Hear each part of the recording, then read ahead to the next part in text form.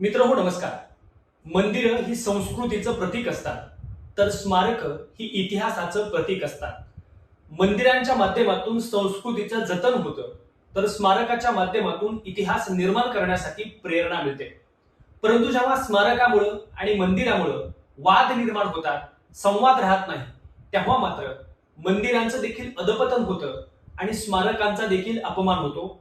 महाराष्ट्रामध्ये सध्या नेमकं हेच चाललेलं आहे. माढा तालुक्यातील खेलोबा अंजनगाव येथील घटना नेमकी आम्हाला काय सांगून जाते? एकीकडं 18 पगड हत्तींना घेऊन सोबत गुण्या गोविंदाने नांदणारं खेलोबा अंजनगाव, ज्या गावाच्या नावाच्या अगोदर खेलोबा या देवस्थानाचं प्रतीक म्हणून ते गाव आजही खऱ्या अर्थानं एकोपा मिरवण्याचं काम करतं. परंतु आज काही धर्मांध शक्ती एकत्र येतात आणि छत्रपती शिवाजी महाराजांच्या स्मारकाला विरोध करण्यासाठी जातीय समीकरणं जुळवली जातात, जातीय विरोध रंगवला जातो आणि लक्ष्मण हके सारखा स्वतःला प्राध्यापक समजणारा एक माणूस त्या गावामध्ये जाऊन तिथलं वातावरण दूषित करण्याचं काम करतोय. हे माझं या व्हिडिओच्या माध्यमातून सर्वात अगोदर प्रामाणिक मत आहे. याचं कारण असं आहे की ते गाव हे गुण्या गोविंदाने नांदणारं गाव आहे. खेलोबा देवस्थानाची यात्रा समाजातल्या 18 पगडी एकत्र येऊन गुण्या गोविंदाना करतात, आनंदाने करतात. म्हणजे एकीकडे जात पात न पाहता देवस्थानाला आदरातिथ्य म्हणून गावाच्या अगोदर खेलोबा देवस्थानाचं प्रतीक मिरवणारं हे गाव, आणि त्याच गावामध्ये छत्रपती शिवरायांच्या स्मारकासाठी 5 फूट जागा जर मिळत नसेल, ती देत नसाल, तर आमच्या इतके हरामखोर आम्हीच असू. ज्या छत्रपती शिवाजी महाराजांनी 5 सुलतानी सत्तांना या मातीमध्ये गाडलं, त्या छत्रपती शिवरायांना स्मारकासाठी 5 फूट जागा मी देत नसू. आणि छत्रपती शिवाजी राजांचा हा संपूर्ण महाराष्ट्र आहे. महाराष्ट्राचा सातबाराच छत्रपती शिवरायांच्या नावे निघतो, हा इतिहास आहे. आज ज्या छत्रपती शिवाजी महाराजांनी चाळी माळी महार मान कुंभार डोंबार मुसलमान धनगर ह्या सगळ्या बांधवांना समानतेचा अधिकार दिला, सन्मान दिला, जीवन जगण्याचा एक अधिकार दिला, परंतु दुर्दैवानं आज तेच छत्रपती शिवरायांचं स्मारक मंदिरासमोर आम्हाला का नको आहे, हा सगळ्यात मोठा प्रश्न आहे. काही जण असं म्हणतात की ती मंदिर देवस्थानची जागा आहे, पण गावातल्या दुसऱ्या गटाचं असं म्हणणं आहे की ती जागा सार्वजनिक बांधकाम विभागाची जागा आहे. मुळात 2 वेळेस जेव्हा माणसं जागा मोजायला आली, तेव्हा जागेला मोजमापणीला विरोध कुणी केला, हा देखील मोठा विषय आहे.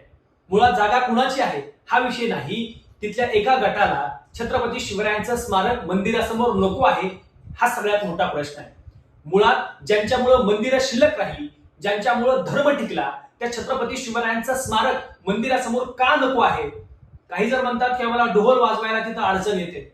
छत्रपती शिवरायांची अडचण जर आम्हाला होत असेल, तर आम्हाला आमचा धर्म चेक करावा लागेल, असं माझं प्रामाणिक मत आहे.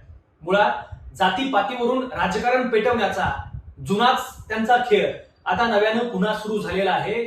अंजनगाव खेलोबा मधल्या सगळ्या माझ्या शिवभक्तांना माझी विनंती आहे की त्या ठिकाणाहून स्मारक इंचभरही हलणार नाही याची दक्षता आपण घेतली पाहिजे. कारण फक्त ती जागाच नाही, तर हा संपूर्ण महाराष्ट्र छत्रपती शिवरायांचा आहे. छत्रपती शिवाजी महाराज होते म्हणून तर शिल्लक आहेत मंदिरांचे कळस. हे आज पुन्हा आवर्जून सांगावं लागतं, कारण जातीपातीचं राजकारण तुम्हाला लगला. आजही महाराष्ट्रामधल्या अनेक गावांमध्ये विरोबाची यात्रा असेल, त्यासोबतच खेलोबांची यात्रा असेल, समाजातल्या प्रत्येक घटक एकत्र येऊन ती यात्रा साजरी करतात.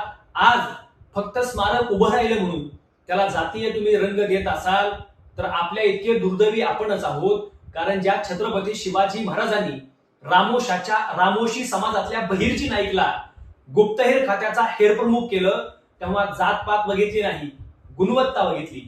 माझ्या राजानं आयुष्यभर गुणवत्तेला प्राधान्य दिलं, जातपात धर्म विसरून 18 पगड जातींना एकत्र आणण्याचा संदेश दिला.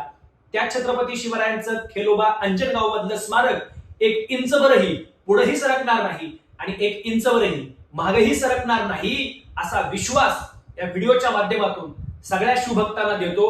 कारण शिवभक्त हे खऱ्या अर्थानं न्यायानं जगणारी एक जात आहे असं मी म्हणेन. आज कुणीही येतं आणि स्मारक तिथून हलवलं पाहिजे अशा प्रकारच्या भूमिका मांडत असाल, तर मला वाटतं की आपला DNA पुन्हा एकदा चेक करावा लागेल. मित्रांनो, तुम्हाला काय वाटतं? तुमच्या देखील प्रतिक्रिया कमेंटमध्ये नक्की नोंदवा. आणि या चॅनलवर जर आपण नवीन असाल, तर अशाच प्रकारच्या व्हिडिओसाठी आमचा हा चॅनल नक्की सबस्क्राईब करा. धन्यवाद.